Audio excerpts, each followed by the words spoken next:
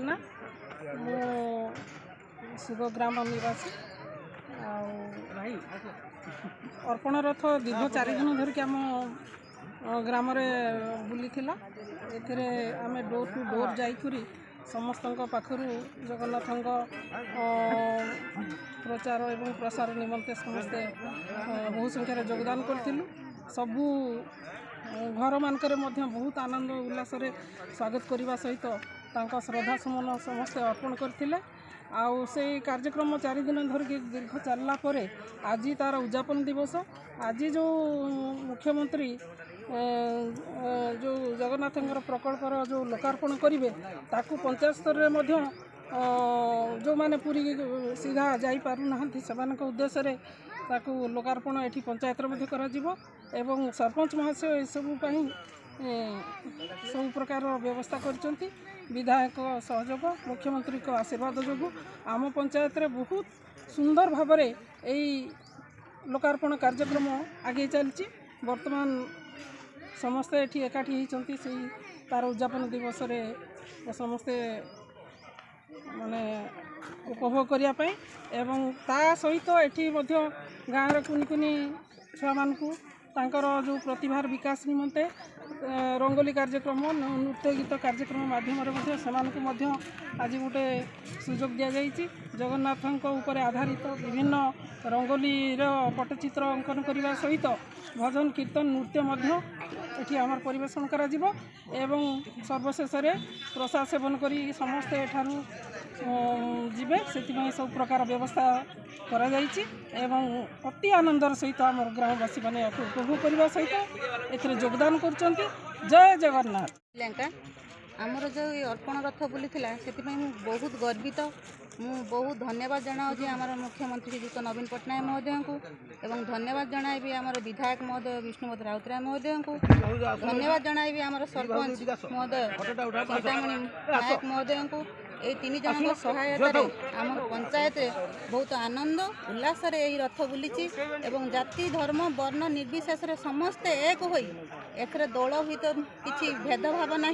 समस्ते एक हो समस्त जो स्नेहर श्रद्धार गुआ आ चाउल अर्पण कर सरपंच महोदय बहुत लोक मान सहायता कर तेणुक आम पंचायत रे बहुत आनंद उल्लास रथ बुली पालन आज भी बहुत धूमधाम आम सरपंच महोदय सहायतार विधायक महोदय सहायतार आम पंचायत रे बहुत नाच गीत एवं रंगोली कार्यक्रम होची बहुत संख्यार लोक जोग प्रफुल्ल कुमार राय मु ये ग्राम पंचायत पूर्वतन संपादक ये जो अर्पण रथ बुलिला आम पंचायत 4 दिन बुली प्रत्येक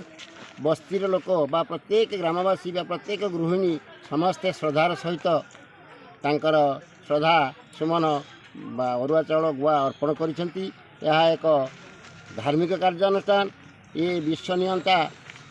जगन्नाथ जगतर नाथ जगन्नाथ कार्यक्रम सरकार स्तरीय भाव में कराଯାउछि। आज अर्पण करेंगे आमर प्रिय मुख्यमंत्री श्रीयुक्त नवीन पट्टनायक। ये अर्पण कार्यर अर्थ श्रीमंदिर चतुर्पार्श्व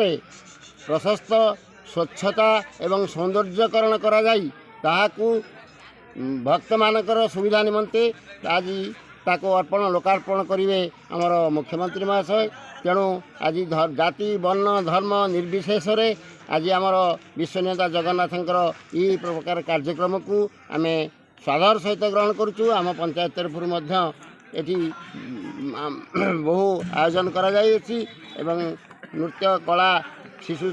प्रतिभा मानकर जो सब दक्षता रही है रंगोली कार्यक्रम अच्छी नृत्य कार्यक्रम अच्छी जगन्नाथ धार्मिक व्यक्तित्व रही ये सब कार्यक्रम पंचायत माध्यम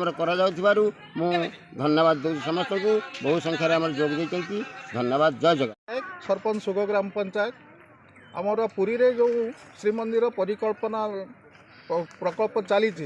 यही उद्देश्य आमर सरकार तरफ निर्देश अनुसार आमर 3 दिन आमर परिक्रमा रथ बुलबार कथा 3 दिन परिवर्ते आम 4 दिन आम पंचायत रे आमर परिक्रमा रथ को बुलेइथिलु एवं यही परिक्रमा रथ बुलवा अवसर में शह शह संख्यार श्रद्धालु माने पुरुष स्त्री छोट पिला आमर युवक बंधु समस्त सहयोग मिलता अमाप अकुंठ समर्थन जगन्नाथ प्रति समस्त भक्ति भाव एवं अर्पण भाव सहीटा से परिलक्षित होता मत बहुत खुशी लगुला। आज तार उद्यापन दिवस आज आम पुरीर श्रीमंदिर परिक्रमा प्रकल्प जाति उद्देश्य आमर माननीय मुख्यमंत्री श्रीयुक्त नवीन पट्टनायक समर्पण करेंगे। यही अवसर आम पंचायत आम विभिन्न कार्यक्रम रखीचु तथा छोट पिला गोटे रंगोली प्रतियोगिता आम रखीचु एवं तापर छोट पिला नहीं आम गोटे नृत्य प्रतियोगिता रखीचु पिला पुरस्कृत करार योजना रखीचु एवं आमर प्रोग्राम एवं आरंभ हो मुझे अशेष अशेष धन्यवाद समस्त को दूसरी प्रभु जगन्नाथ पाखे मोर प्रार्थना मो पंचायत समस्त जनसाधारण को से भलरे रखु ओडिशावासी को भलरे रखु। आईनजीवी आम ग्राम सासुभाषणी ग्राम पंचायत 7 तारिख ठारू अर्पण रथ सरकार निर्देश में विष्णुमूर्त राउतराय प्रचेषा